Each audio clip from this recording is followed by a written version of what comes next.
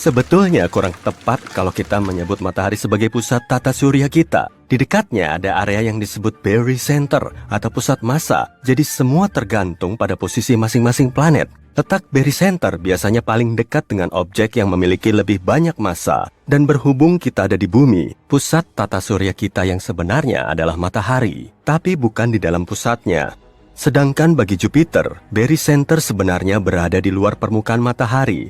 Jupiter 318 kali lebih besar dari bumi, jadi keseimbangannya nggak sama. Semua planet nggak benar-benar berputar mengelilingi matahari, tapi mengelilingi pusat massa umumnya. Coba deh bayangin kamu lagi menyeimbangkan pensil di ujung jarimu. Kamu harus meletakkannya tepat di tengah supaya nggak timpang sebelah. Karena massa pensil terdistribusi secara merata, kita akan lebih gampang mengasumsikan kalau segala sesuatu memiliki mekanisme keseimbangan yang sama, terutama di luar angkasa. Tapi gimana kalau kamu menyeimbangkan palu di ujung jari kakimu? Kalau salah posisi, bisa-bisa jarimu malah akan cenat-cenut ketimpa palu. Nah, barycenter yang sebenarnya berada di dekat kepala palu, jadi nggak benar-benar ada di tengah handle-nya. Barycenter bumi dan matahari juga seperti palu ini. Pusat massanya kurang lebih berada di tengah objek. Kalau matahari berputar mengelilingi bumi, maka planet kecil kita ini harus sebesar matahari atau malah lebih jumbo lagi. Belum lagi planet lain di tata surya juga harus berotasi di sekitar bumi. Tapi di zaman kuno, orang-orang cerdas selalu mengira kalau semua objek berputar mengelilingi bumi. Mereka menyebutnya sebagai model geosentris, dan mereka menganggapnya logis karena benda langit di atas sana kelihatan mengelilingi bumi. Matahari dan bulan memainkan peran penting dalam sejarah manusia, dan kita cuma bagian kecil dari alam semesta ini. Di zaman Yunani kuno dan abad pertengahan, orang-orang pintar memakai model geosentris untuk mempelajari ruang angkasa. Baru pada abad ke-16, model tersebut berubah. Pada masa itu, mereka belum bisa ngebayangin kalau objek lain di tata surya kita mengelilingi matahari. Dan mereka belum punya pengetahuan yang memadai untuk mendukung semua ini. Bumi nggak bisa menjadi pusat tata surya karena ukurannya kurang besar. Agar kondisinya sesuai dengan ukuran yang sangat besar, evolusi kehidupan di dalamnya pasti akan berlainan. Kita mungkin gak akan terlalu bergantung pada oksigen. Sejumlah hewan seperti paus dan lumba-lumba bisa menahan nafas selama berjam-jam. Mereka juga bisa tidur di bawah air. Jadi, manusia yang hidup di bumi seukuran matahari akan memiliki paru-paru khusus dan gak perlu terus-menerus menghirup udara. Dengan kata lain, kehidupan tumbuhan akan terbatas, cuma akan ada sedikit semak di sana-sini. Meski di dunia ini ada triliunan tumbuhan, penyumbang oksigen terbesar kita adalah alga di lautan. Dengan lautan yang begitu luas, ganggang di dalamnya bisa memompa keluar udara yang kita hirup. Oksigen di bumi nggak akan begitu melimpah, tapi mekanisme pernafasan kita mungkin tergantung pada karbon dioksida, gas yang juga lazim ditemukan di planet lain. Kalau suhu bumi memanas, airnya akan langka dan kita cuma akan menemukan di bagian tertentu seperti puncak gunung. Suhu tanah akan terlalu terik bagi organisme yang hidup di atasnya. Nggak ada lagi perbedaan musim. Ukuran matahari yang cukup besar sudah bisa menyuplai energi yang kita perlukan. Tapi karena bumi akan sangat besar, matahari cuma akan menjadi benda langit biasa yang memancarkan panas. Kita akan terus-terusan ngerasain suhu ngebul seperti tinggal di dalam microwave. Kondisi siang dan malam akan berlainan dan hujan akan jarang turun. Karena intinya banyak menghasilkan panas, gempa dan gunung berapi kemungkinan akan terus meletus. Permukaannya akan menjadi dataran panas berselimut magma merah yang terus mengalir. Planet ini akan berubah menjadi planet merah yang sebenarnya. Tapi kalau lanskapnya sama seperti di bumi, area di dekat pegunungan mungkin bisa menyelamatkanmu. Pegunungan masih akan tertanam di intinya, dan bahkan akan lebih baik begitu daripada cuma mengambang di tanah. Sejumlah puncak gunung bahkan bisa 100 kali lebih tinggi dari gunung Everest. Ngarai bisa saja sangat curam, hingga Palung Mariana cuma akan terlihat seperti retakan kecil. Hewan juga akan punya kebiasaan dan penampilan yang berlainan. Hewan berdarah dingin harus menyerap sinar matahari seminimal mungkin agar tubuhnya nggak kebakar. Mereka harus terus bermigrasi untuk nyari air di tempat yang jauh. Burung bisa terbang ratusan kilometer saat bermigrasi, jadi kita akan melihat kawanan burung kecil yang terbang cepat di udara. Tapi karena gravitasi bumi akan sangat kuat akibat ukurannya yang sangat besar, hewan terbang perlu tulang yang lebih ramping dan inti yang lebih tipis untuk terbang. Yang kondisinya sangat aman sebetulnya mikroorganisme. Makhluk ini bisa hidup dalam suhu dan tekanan ekstrim, serta bisa hidup tanpa oksigen untuk sementara waktu. Malam akan sangat gelap, karena nggak ada bulan yang memantulkan sinar matahari. Bulan kemungkinan besar akan berada di seberang posisi matahari bersinar, jadi satelit ini akan selamanya melayang-layang di langit. Kecepatan rotasi bumi paling ngebut berada di Khatulistiwa. Jadi kalau semua planet dan matahari berputar mengelilingi bumi, rotasi kita nggak akan begitu signifikan. Pola cuaca baru nggak akan menyuburkan tanaman. Evolusi manusia akan berbeda dari sekarang. Kita mungkin akan lebih pendek dan lebih kekar karena gravitasi bumi sangat kuat. Dan karena suhunya melonjak, kita perlu tinggal di gua-gua di seluruh dunia.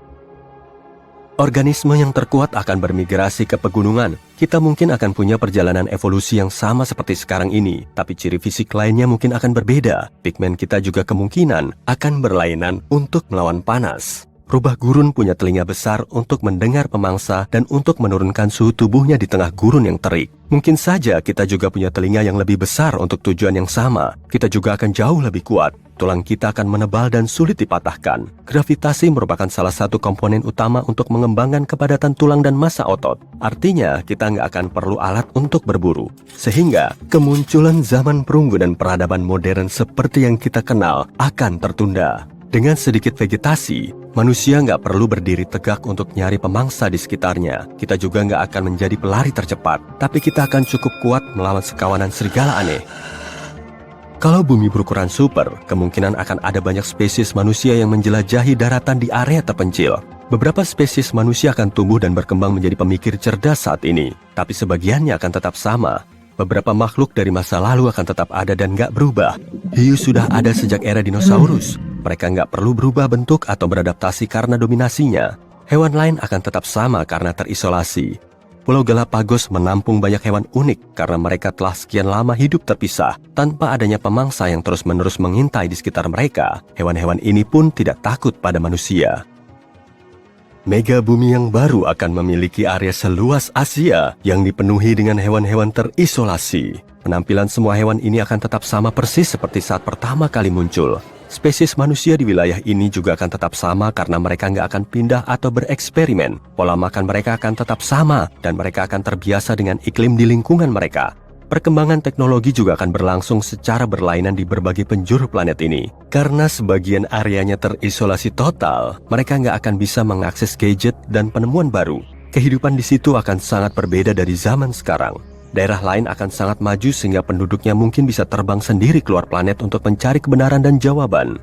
Gravitasi kita cukup bisa bikin kita mengembangkan kehidupan. Tapi kalau ukuran bumi sebesar Jupiter, gravitasi di dalamnya akan menghancurkan kita. Dan karena ukuran matahari, bumi nggak akan lagi menjadi planet, tapi berubah menjadi katai coklat dan akan terus terbakar sampai menjadi matahari baru.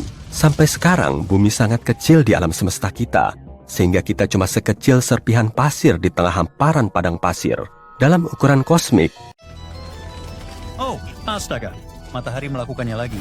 Ledakan itu baru saja melontarkan awan plasma besar ke angkasa. Kali ini, letusannya merupakan salah satu yang tercepat dan terkuat dalam siklus matahari ini. Gempa itu begitu kuat sehingga gelombang kejutnya menghantam Venus, tetangga kita. Saat itulah para ilmuwan mulai khawatir dan mengajukan pertanyaan yang menakutkan. Mungkinkah bumi menjadi yang berikutnya? Baiklah, langsung saja ke intinya. Jika GPS dan internet Anda berjalan lancar selama beberapa minggu terakhir dan kota Anda tidak mengalami pemadaman listrik besar-besaran belakangan ini, Anda sudah tahu jawabannya. Tidak, ledakan dahsyat itu tidak menghantam bumi, atau setidaknya kita tidak merasakan dampak nyata karena kejadian ini terjadi pada 21 Oktober 2025 dan jika planet kita berada di jalurnya, kita pasti sudah merasakan dampaknya beberapa hari setelah tanggal itu. Jadi begini, kita sedang membicarakan tentang lontaran massa corona atau CME. Dari waktu ke waktu matahari melemparkan awan raksasa plasma superpanas ke luar angkasa, langsung dari lapisan terluarnya, yaitu corona. Bayangkan plasma sebagai gas yang dipanaskan hingga suhu sangat tinggi. Itulah yang membentuk matahari dan plasma ini penuh dengan partikel bermuatan kecil, ion positif dan elektron negatif. Letusan-letusan ini terjadi karena medan magnet matahari selalu bergerak dan berputar. Terkadang garis-garis magnetik itu menjadi kusut lalu tiba-tiba terputus dan kembali seperti semula. Proses ini dikenal sebagai rekoneksi magnetik dan ketika itu terjadi, boom, matahari meluncurkan sebuah CME. Satu lontaran massa corona saja bisa melemparkan miliaran ton material ke dalam tata surya dalam sekali lontaran, dan itu bisa menciptakan gelombang kejut. Gelombang kejut itu dapat mempercepat partikel bermuatan yang meningkatkan kemungkinan terjadinya badai radiasi. Dan jika ada planet di jalurnya, ya, itu bisa menjadi masalah. Bagian yang sulit adalah CME cukup sulit diprediksi. Mereka bisa meledak ke berbagai arah dan tidak semuanya bergerak dengan kecepatan yang sama. Yang tercepat melaju di luar angkasa dengan kecepatan jutaan mil per jam. Jika salah satunya mengarah ke bumi, bisa sampai ke sini hanya dalam waktu 15 jam. Yang paling lambat yang bisa memakan waktu berhari-hari untuk sampai ke sini, tapi biasanya antara 1 hingga 5 hari. Ini bukan seperti berbulan-bulan. Karena ledakan besar ini terjadi beberapa waktu lalu, bisa dipastikan bahwa kita aman. Dan sejujurnya, bahkan jika itu menghantam bumi, kita mungkin tetap aman. Tentu CMA yang kuat dapat mengganggu satelit, mengacaukan sinyal radio dan internet, dan bahkan mematikan jaringan listrik untuk sementara waktu. Namun, ini bukanlah hal yang akan mengakhiri dunia atau memusnahkan umat manusia. Jadi tarik napas. Bahkan letusan matahari yang sangat kuat pun tidak akan menghancurkan bumi. Sayangnya, kita tidak bisa mengatakan hal yang sama tentang Venus. CME yang menghantam planet tetangga kita, itu sebenarnya adalah salah satu alasan mengapa Venus tidak bisa mendukung kehidupan. Setidaknya bukan kehidupan seperti yang kita pahami. Tapi jangan khawatir, kita akan membahas bagian itu nanti. Pertama, mari kita telusuri letusan matahari terbaru ini dan apa yang membuatnya begitu ekstrem. Letusan ini berasal dari sisi jauh matahari, sisi yang tidak bisa kita lihat dari bumi. Dan letusan ini berasal dari area bintik matahari yang sangat aktif bernama 4246. Ini adalah bintik matahari baru yang sangat besar dan kacau, yang bertanggung jawab atas gelombang badai matahari terbaru yang menuju ke arah kita. Ledakan besar itu terjadi tepat setelah wilayah tersebut berputar melewati tepi barat matahari, sehingga tidak terlihat dari bumi maupun dari sebagian besar satelit cuaca. Untungnya, peristiwa ini berhasil terekam oleh sebuah instrumen di satelit NOAA yang bernama CCOR-1. Bayangkan alat ini seperti kamera khusus yang dirancang untuk mendeteksi letusan besar matahari, bahkan ketika terjadi di sisi jauh matahari.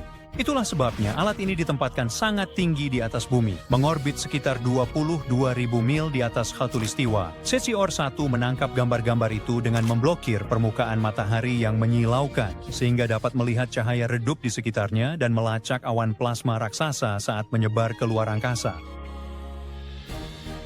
Sekarang mari kita bicara tentang kecepatan. NASA memperkirakan bahwa CME pada bulan Oktober bergerak sekitar 820 mil per detik. Tetapi sinyal radio pertama menunjukkan bahwa kecepatannya mungkin bahkan lebih tinggi, mendekati 1537 mil per detik. Percayalah, itu sangat luar biasa cepat untuk sebuah lontaran massa corona. Untuk memberikan gambaran, hanya segelintir ledakan dalam sejarah modern yang lebih cepat dari itu. Salah satu contohnya yang terkenal terjadi pada tahun 2017 saat terjadi suar kelas 10 yang nilainya sekitar 10⁸. Jadi menurut NASA, kelas X berarti jenis suar matahari yang paling kuat. Angka di belakangnya menunjukkan seberapa kuat suar tersebut. X1 adalah dasar, X2 2 kali lebih kuat, X3 3 kali lebih kuat, dan seterusnya. Jadi ya, suara X8 itu memang benar-benar besar sekali. Di bumi, peristiwa tahun 2017 itu memang sempat mengganggu sinyal radio frekuensi tinggi untuk sementara waktu, tapi bagi kita, itu saja dampaknya. Mars adalah cerita yang berbeda. Ketika peristiwa yang sama menghantam planet merah itu, atmosfer bagian atasnya memanas secara tidak merata. Di area yang paling panas, para ilmuwan melihat dua lapisan teratas, yaitu termosfer dan ionosfer, mulai berinteraksi lebih dari biasanya akibat ledakan itu, dan hal tersebut benar-benar berdampak. Oksigen mulai keluar ke luar angkasa jauh lebih cepat dari biasanya. Dengan kata lain, peristiwa singkat itu membuat Mars kehilangan sebagian atmosfernya dengan laju yang lebih tinggi. Sekarang saat kita membicarakan ledakan terbaru ini, ceritanya agak mirip tapi dengan sedikit perbedaan. Kali ini Mars bukanlah sasaran utamanya, Venuslah yang menjadi sasaran. Planet itu berada tepat di jalur ledakan matahari, jadi ketika ledakan itu menghantam, Venus langsung diterpa badai partikel bermuatan. Sekarang, kamu mungkin bertanya-tanya, mengapa ini menjadi masalah yang lebih besar ketika letusan matahari menghantam planet seperti Venus atau Mars, tapi tidak terlalu berdampak bagi kita di bumi? Nah, itu karena medan magnet bumi. Jadi, ledakan besar dari matahari bisa mengacaukan atmosfer di sekitar sebuah planet, tapi di bumi, sebagian besar dampaknya terhalang oleh gelembung magnet alami yang disebut magnetosfer. Untung saja ya. Begini cara kerjanya. Gelombang plasma datang dari matahari dan menghantam magnetosfer, yaitu wilayah di sekitar bumi yang dikendalikan oleh medan magnet kita. Medan magnet itu mendorong sebagian besar partikel bermuatan menjauh, seperti perisai. Tapi tidak semuanya. Beberapa partikel masih bisa menyelinap masuk dan menabrak atmosfer bagian atas. Ketika itu terjadi, kita bisa mengalami badai geomagnetik. Badai ini menciptakan aurora yang menakjubkan. Mereka juga bisa mengacaukan satelit dan jaringan komunikasi seperti yang sudah kita bahas sebelumnya. Tapi beberapa planet, seperti Venus, tidak memiliki medan magnet yang kuat seperti bumi dan itu bisa menjadi kabar buruk. Karena ketika gelombang CME mencapai Venus, partikel bermuatan itu langsung menabrak atmosfer dan seiring waktu perlahan-lahan mengikis sebagian atmosfernya. Sekarang berikut ini contoh nyata. Pada 19 Desember 2006, matahari melepaskan CME kecil dan lambat. Meskipun pergerakannya tidak cepat, CME itu tetap cukup kuat untuk menyebabkan kerusakan. Sekitar 4 hari kemudian, CME itu mencapai Venus dan menghempaskan sejumlah besar oksigen dari atmosfer planet tersebut, mengirimkannya ke luar angkasa untuk selamanya, entah itu baik atau buruk. Dan inilah sebenarnya salah satu alasan utama mengapa planet-planet seperti Venus tidak dapat dihuni. Tanpa medan magnet yang kuat, CME dapat perlahan-lahan mengikis atmosfer mereka, membombardir permukaan dengan radiasi berbahaya, dan menciptakan kondisi cuaca antariksa yang brutal. Venus adalah contoh yang sempurna. Venus adalah planet terpanas di tata surya kita dengan suhu 100 kali lebih panas daripada bumi. Atmosfernya sangat tebal dan tekanannya di sana benar-benar luar biasa. Saking ekstrimnya, wahana antariksa terlama yang pernah bertahan di permukaannya sebelum hancur hanya sedikit lebih dari 2 jam. Para ilmuwan berpikir bahwa hantaman letusan matahari tanpa adanya magnetosfer yang memadai untuk melindunginya turut mendorong Venus menjadi dunia yang begitu ekstrem.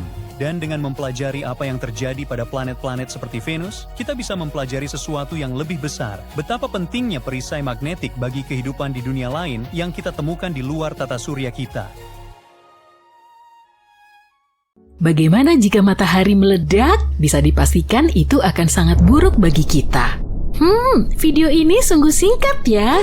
Enggak lah, masih ada lagi. Jika matahari meledak, kekacauan akan terjadi di tata surya kita. Para ilmuwan mengatakan hal itu pasti akan terjadi suatu hari nanti. Tapi kenapa ya? Bagaimana persisnya itu akan terjadi? Dan mungkinkah kita bisa selamat dari peristiwa itu?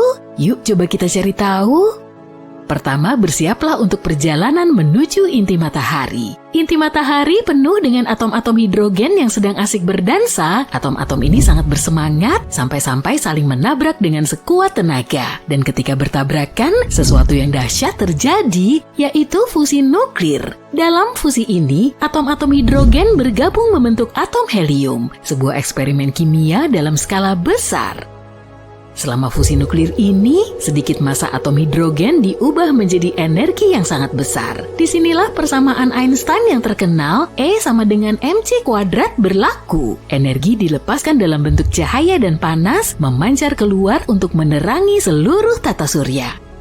Dan setelah semua proses ini berlangsung, sekelompok partikel berenergi yang disebut foton ikut bergabung. Foton ini seperti paket kecil cahaya, memantul dan melesat ke segala arah. Foton memainkan peran penting dalam membawa energi. Matahari melintasi ruang angkasa, menerangi dunia dan menghangatkan planet kita yang nyaman ini. Tapi untuk menjaga itu tetap berlangsung agar atom-atom tidak lepas dan menimbulkan kekacauan, inti matahari harus diberi tekanan yang sangat besar. Tekanan ini berasal dari bobot lapisan terluar matahari yang menekan bagian inti. Lapisan terluar ini meremas bagian intinya.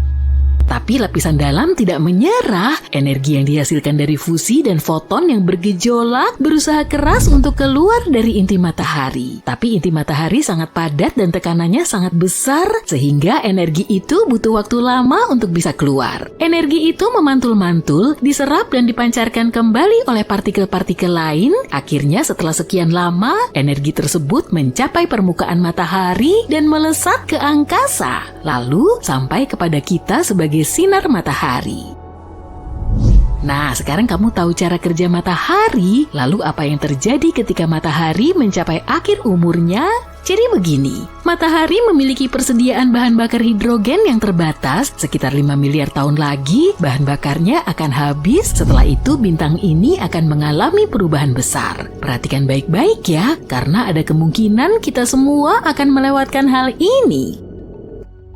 Pertama, matahari akan mengembang dan menjadi raksasa merah, memuai seperti balon. Ukurannya menjadi semakin besar hingga menelan planet-planet di dekatnya, termasuk bumi yang kita cintai ini. Bayangkan matahari akan memenuhi seluruh ruang angkasa. Jadi, kita bahkan tidak akan bisa melihat akhir dari matahari, kecuali pindah ke tempat yang lebih jauh. Setelah fase raksasa merah, matahari akan sedikit menyusut, lapisan terluarnya akan menghilang ke angkasa, meninggalkan nebula planet yang indah. Nebula ini akan menampakkan intinya yang bercahaya. Inti matahari yang kini dipenuhi helium akan mulai terdengar aneh dan juga mulai melebur elemen-elemen yang lebih berat seperti oksigen dan karbon. Reaksi ini tidak akan terlalu berenergi seperti pesta dengan hanya sedikit dansa dan lebih santai. Pada akhirnya helium pun akan habis dan matahari akan menjadi katai putih kecil seperti bintang tua yang sedang menikmati masa pensiunnya. Para ilmuwan memperkirakan matahari memiliki waktu sekitar 7 hingga 8 miliar tahun lagi sebelum cahayanya meredup. Tapi jangan khawatir, pada saat itu manusia mungkin sudah bepergian ke galaksi-galaksi yang jauh atau bahkan berevolusi menjadi makhluk luar angkasa yang menakjubkan.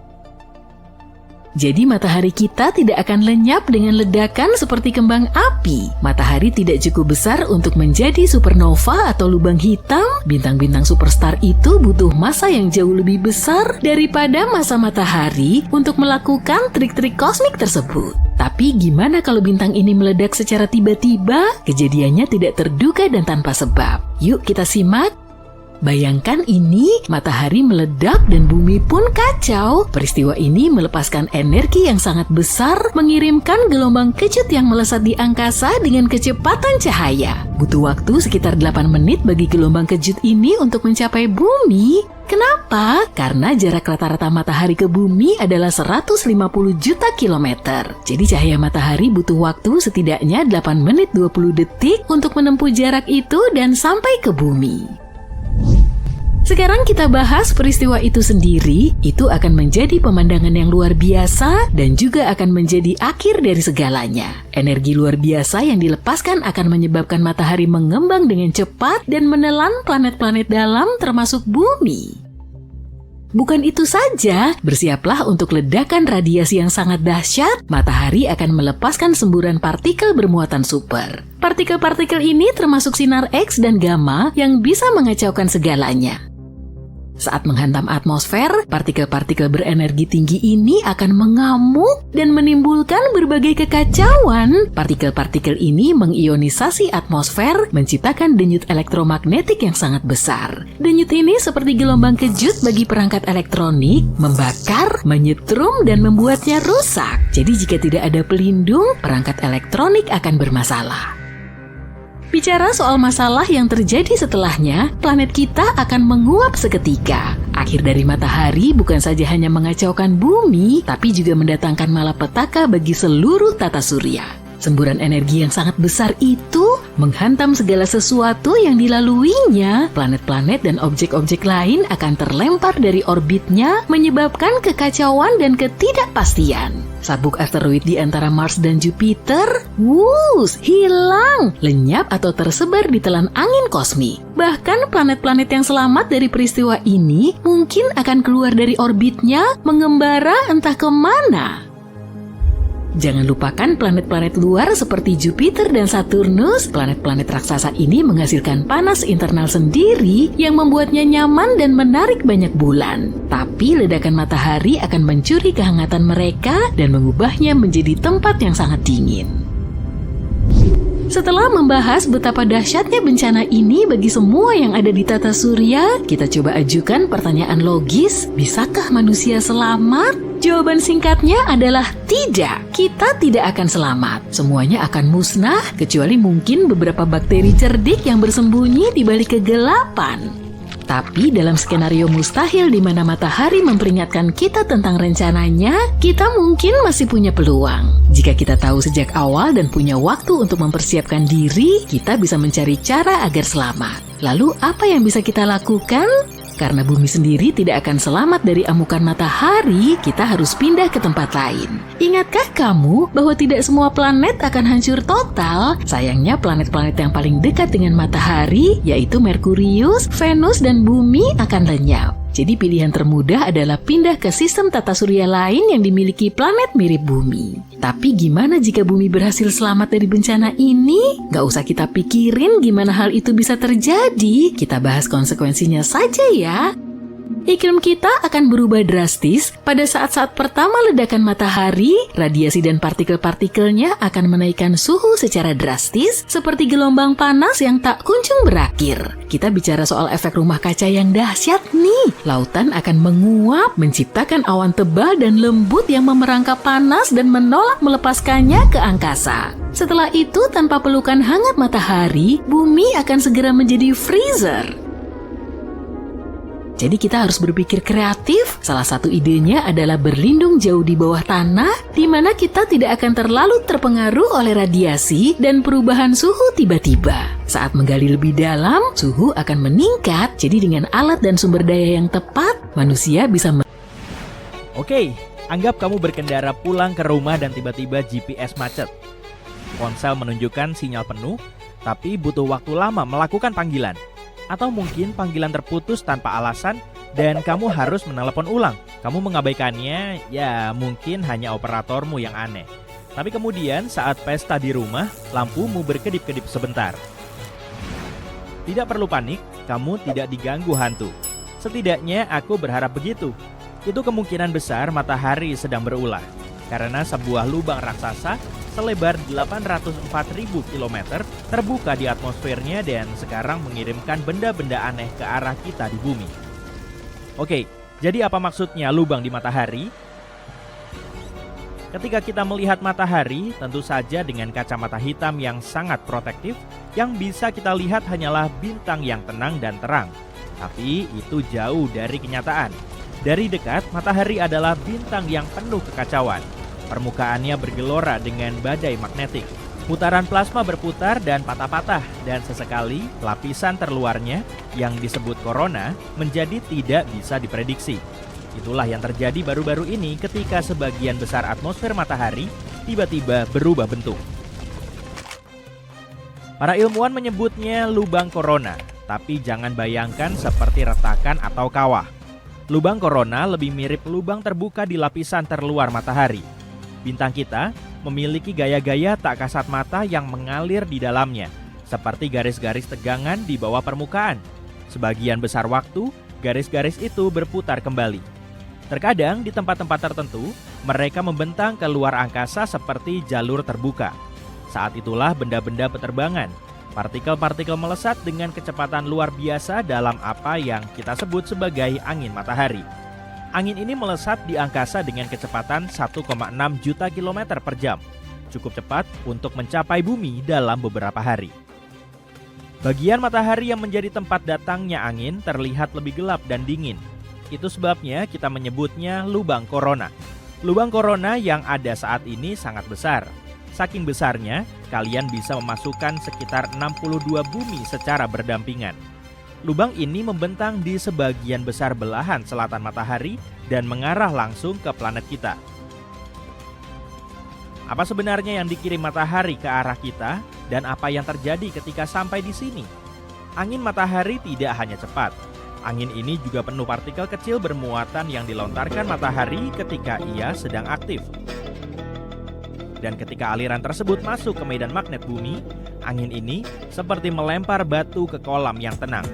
Partikel-partikel itu menekan perisai magnetik planet kita, mendistorsi perisai itu seperti balon yang ditusuk dari luar.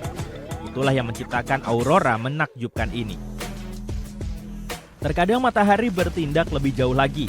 Alih-alih mengalir stabil, matahari justru melontarkan awan materi matahari yang sangat besar sekaligus. Peristiwa ini disebut lontaran massa korona atau CME. Peristiwa ini bisa mengacaukan GPS dan mengacaukan sinyal. Hal ini terjadi karena sesuatu yang disebut ionosfer, lapisan bermuatan yang berada di atas atmosfer bumi yang membantu perjalanan sinyal radio. Ketika lapisan itu terganggu, sinyal mulai memantul secara aneh atau hilang sama sekali. Pada akhir Mei 2025, bumi dihantam badai geomagnetik. Badai ini diklasifikasikan sebagai G3 yang berarti kuat. Badai ini berasal dari aliran angin matahari berkecepatan tinggi yang dilepaskan oleh lubang korona dan menyebabkan aurora yang terlihat hingga ke selatan ke Iowa dan Oregon. Peringatan menunjukkan gangguan GPS dan radio gelombang pendek selama badai, tetapi tidak ada masalah serius yang dilaporkan. Beberapa hari kemudian, situasinya memburuk. Pada tanggal 1 dan 2 Juni, badai kembali terjadi. Kali ini, badai tersebut berkategori G4. Badai ini dianggap sebagai peristiwa tingkat parah, hanya satu langkah di bawah kategori tertinggi. Langit menjadi gelap. Orang-orang di seluruh bagian utara Amerika Serikat, bahkan sampai ke selatan seperti California dan New Mexico, melihat tirai-tirai hijau dan merah muda yang bercahaya di langit malam. Ini hal yang biasanya ada di kutub utara atau lingkar Antartika. Oke, baiklah. Aku yakin hantu tidak melakukan hal seperti ini. Ini bukan sekedar pertunjukan cahaya. Bahkan para astronot di Stasiun Luar Angkasa Internasional dapat menangkap gambar menakjubkan. Maskapai penerbangan menerima peringatan radiasi dan mengubah beberapa jalur penerbangan sebagai tindakan pencegahan. Operator satelit memantau penyimpangan sinyal dan radio frekuensi tinggi yang digunakan kapal, pesawat, dan operator amatir yang mungkin mengalami gangguan singkat. Namun, ada lagi yang lain. Beberapa minggu kemudian, pada pertengahan Juni, bumi dihantam badai geomagnetik kelas G2. Badai ini tidak sehebat peristiwa G4 sebelumnya, yang berarti lebih sedikit risiko gangguan dan kesempatan lain untuk menangkap langit yang bercahaya di kamera. Kemudian, matahari melanjutkannya dengan peristiwa sepasang jilatan api matahari yang kuat pada tanggal 17 dan 19 Juni. Jilatan matahari adalah jenis ledakan yang berbeda, tapi dengan konsekuensi sama. Permukaan matahari terus bergerak, menyeret medan magnet seperti tali yang kusut. Akhirnya, garis-garis tersebut terpilin begitu kuat sehingga patah dan patahan menyebabkan terjadinya jilatan matahari. Jika CME adalah materi pelontar matahari, suar matahari lebih mirip matahari yang membalik saklar lampu, kecuali cahayanya berupa radiasi yang membanjiri ruang angkasa dengan kecepatan. Ya, cahaya. Suar melanda cepat, kadang-kadang dalam hitungan menit, dan mereka tidak perlu membawa partikel untuk menimbulkan masalah. Jadi meskipun CME seperti awan besar ledakan matahari yang membutuhkan waktu 1 atau 2 hari untuk tiba, jilatan api matahari adalah kilatan cahaya yang menghantam bahkan sebelum kamu melihatnya. Dan pada pertengahan Juni lalu, bumi dihantam 2 suar. Yang kedua lebih kuat dan sempat melumpuhkan komunikasi radio di beberapa bagian Amerika Serikat. Jadi mengapa semua ini terjadi sekarang? Ini tidak acak. Matahari mengikuti pola. Ia berjalan melalui fase, seperti suasana hati. Ya, suasana hati matahari. Setiap 11 tahun atau lebih, ia sedikit dramatis. Lebih banyak suar, lebih banyak bintik matahari, lebih banyak keanehan. Para ilmuwan menyebut periode puncak ini sebagai maksimum matahari dan saat ini kita berada di tengah-tengahnya. Saat ini kita berada dalam siklus matahari 25 yang diperkirakan akan mencapai puncaknya antara sekarang dan awal 2026. Selama masa ini, matahari semakin aktif. Sepertinya keadaan baru saja mulai memanas dan kita bisa mengharapkan badai yang lebih dahsyat dalam beberapa bulan mendatang. Jika itu terjadi, haruskah kita khawatir? Tidak juga. Setidaknya tidak dengan cara lari ke bunker. Badai matahari tidak melukai manusia secara langsung. Kamu tidak akan terbakar sinar matahari melalui atap atau terkena microwave saat tidur. Kecuali jika mereka mengumumkan aurora yang indah, kamu bahkan tidak akan tahu itu terjadi. Kekhawatiran yang lebih besar adalah sistem yang berjalan di latar belakang, satelit, jaringan navigasi, dan listrik. Ketika medan magnet terganggu, hal itu dapat menyebabkan arus listrik terbentuk di tanah. Dan arus listrik tersebut tidak hanya berada di bawah tanah, arus listrik tersebut dapat menyelinap ke kabel listrik. Jika arus tersebut menjadi cukup kuat, mereka dapat membebani trafo, merusak sistem kelistrikan, dan bahkan melumpuhkan seluruh jaringan listrik. Itulah yang terjadi di Quebec pada tahun 1989 ketika badai matahari memadamkan seluruh provinsi dalam waktu 90 detik. Itulah mengapa badan-badan seperti NASA dan NOAA melacak aktivitas matahari secara konstan. Miliaran tahun yang lalu, Mars memiliki atmosfer yang lebih tebal. Mungkin dulu ada sungai dan danau bagi penghuni Mars untuk mandi, lalu ia kehilangan perisai magnet besarnya dan matahari mulai mengikis atmosfer itu sedikit demi sedikit. Kebocoran lambat itu masih terjadi hingga hari ini.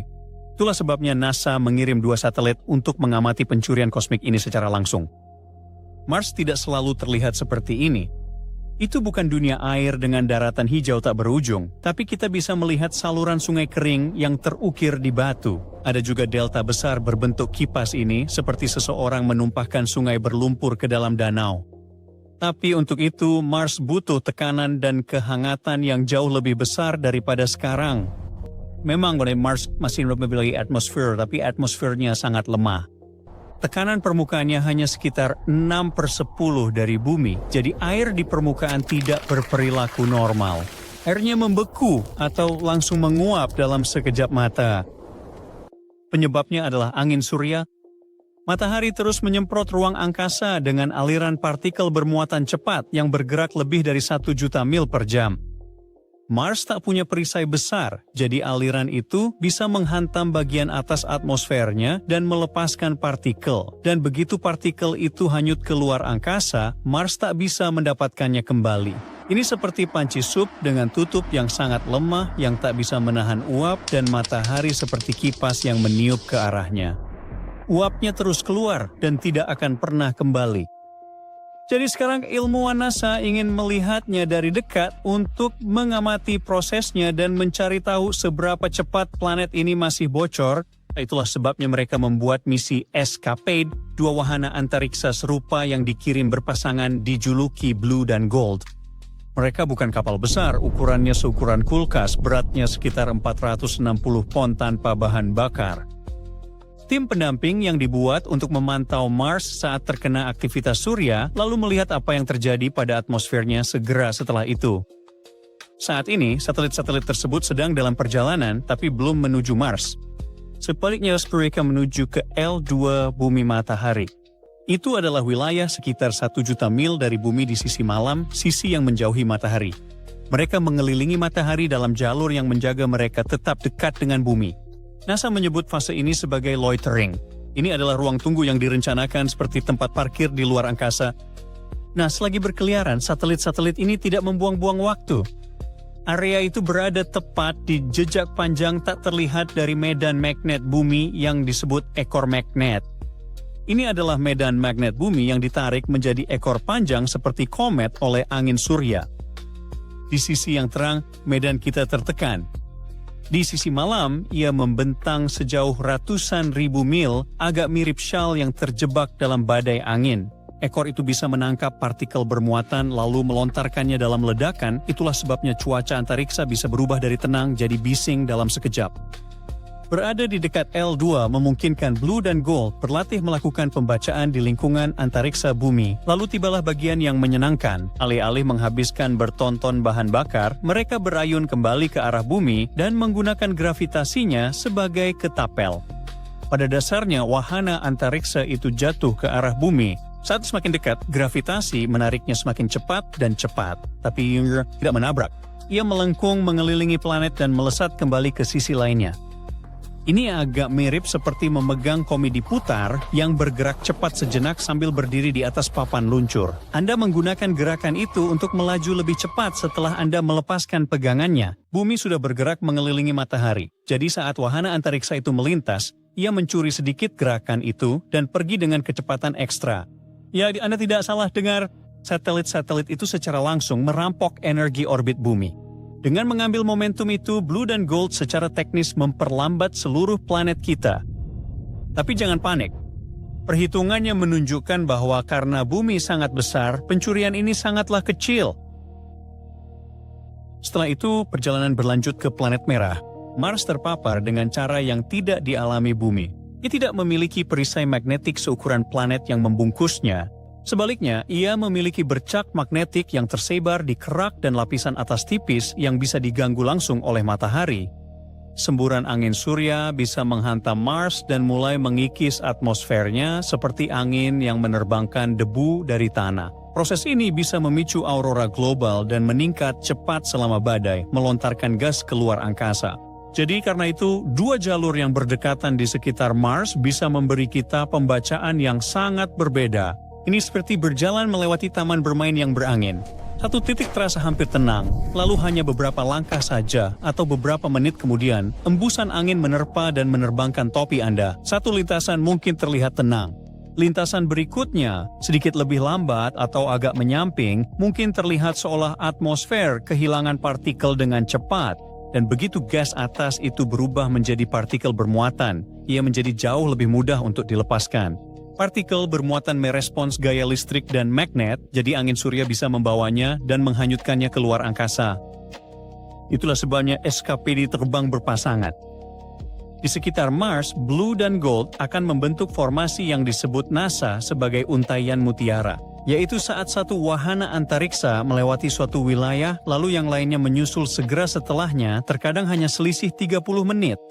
Jika yang pertama melihat ruang angkasa yang tenang dan yang kedua tiba-tiba mengamati lonjakan partikel yang lepas, pasti ada sesuatu yang berubah dalam waktu singkat itu. Entah angin surya yang menjadi lebih kuat atau Mars berotasi ke titik yang lebih terbuka.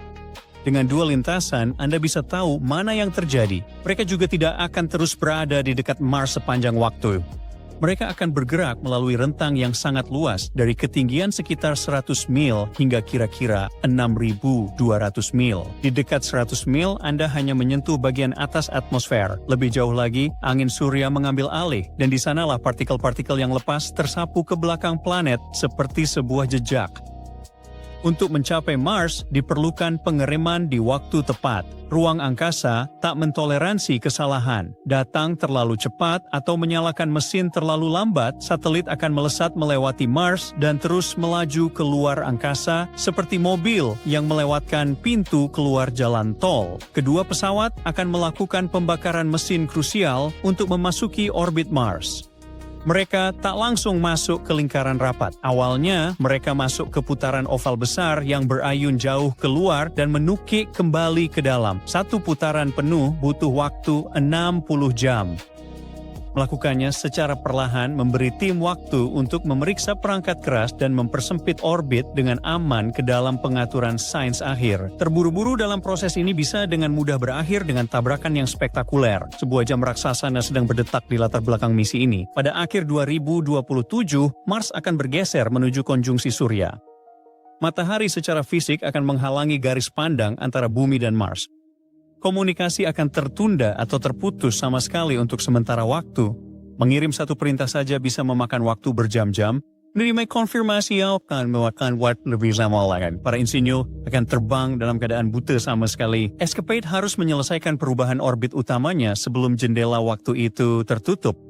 Ini adalah perlombaan dua bagian. Mengerem dengan mulus ke orbit, lalu mengamankan formasi sains sebelum matahari memutus jalur telepon. Mempelajari atmosfer Mars bukan hanya untuk momen-momen yang mengagumkan. Ini sebenarnya penting bagi teknologi kita. Bumi memiliki titik-titik lemah di medan magnetnya dan yang terbesar adalah anomali Atlantik Selatan. Ini adalah lubang radiasi raksasa di atas samudra tempat partikel bermuatan menyelinap cukup dekat untuk mengganggu satelit. Melintas tanpa persiapan, radiasi surya bisa mengubah bit digital layaknya saklar lampu, memicu perintah hantu dan boot ulang atau merusak perangkat keras jutaan dolar.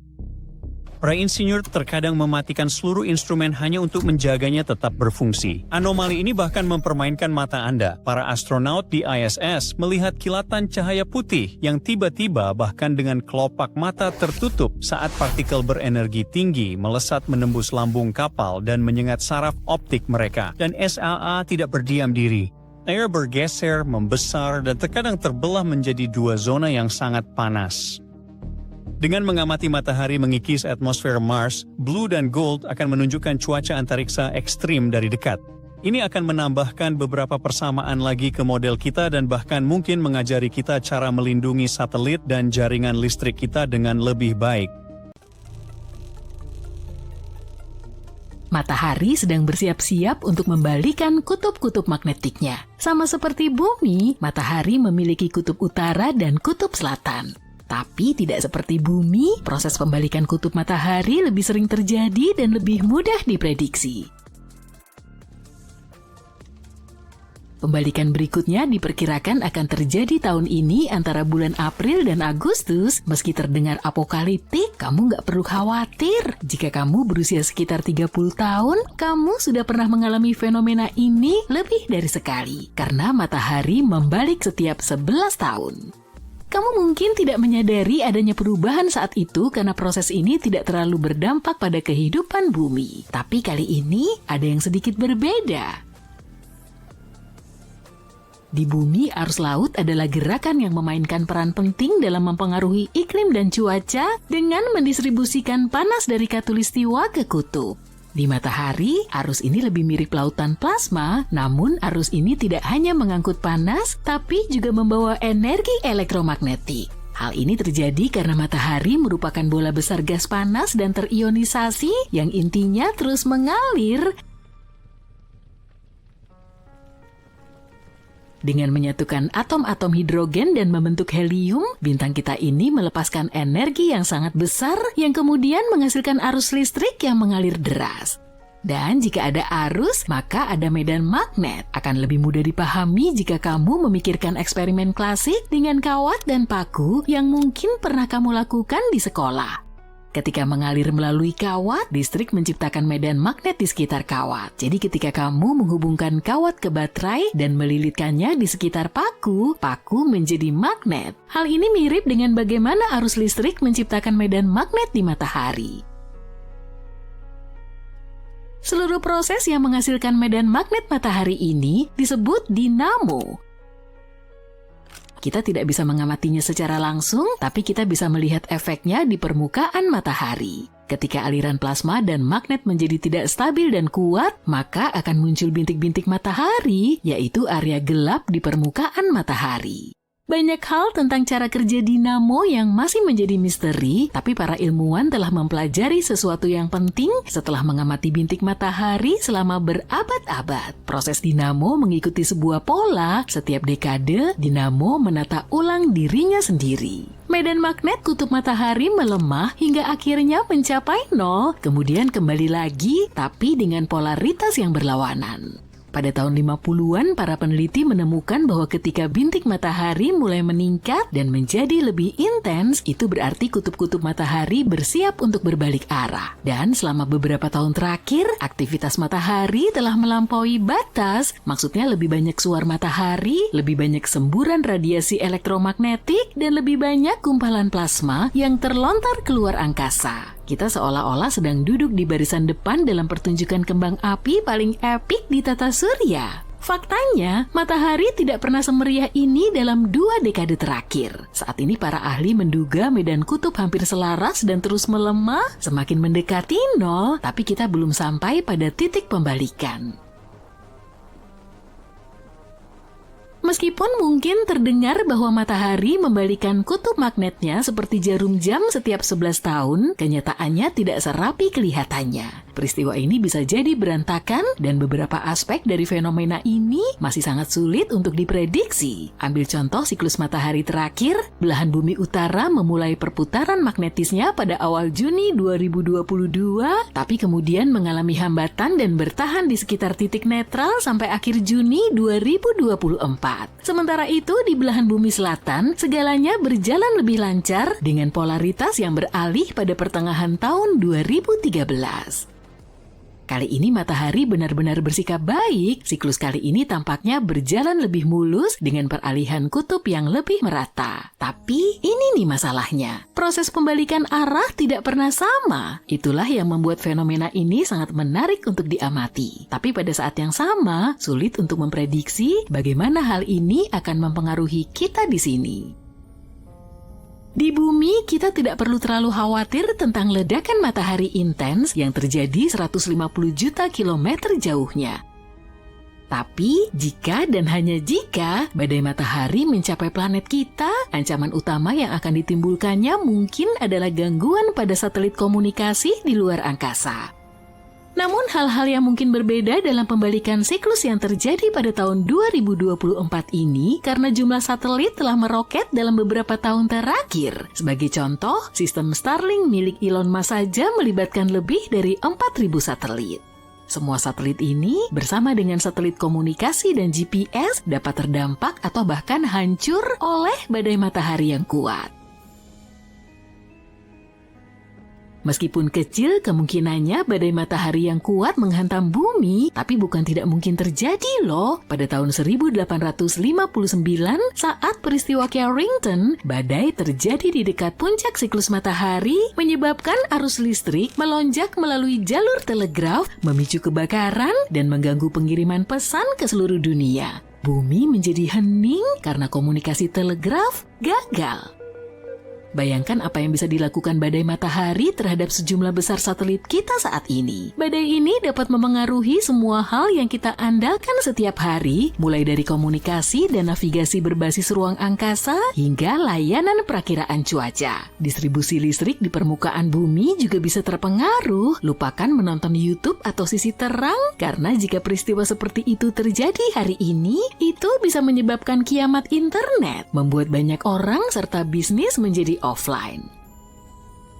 Ada prediksi yang mengatakan bahwa jika kejadian sekelas Carrington terjadi hari ini, maka akan mengakibatkan kerusakan mulai dari 0,6 hingga 2,6 triliun dolar. Itu baru Amerika Serikat saja ya. Untungnya badai matahari sehebat peristiwa Carrington hanya terjadi sekali dalam 500 tahun. Kabar buruk bagi satelit komunikasi, tapi kabar baik bagi para pengamat aurora. Selama peristiwa Carrington, aurora borealis yang memukau menerangi langit saat pertunjukan cahaya kutub membentang jauh melampaui jangkauan biasanya. Cahaya utara terlihat sampai ke selatan hingga ke Cuba dan Honolulu, Hawaii, sedangkan cahaya selatan terlihat sampai ke utara hingga ke Santiago, Chili.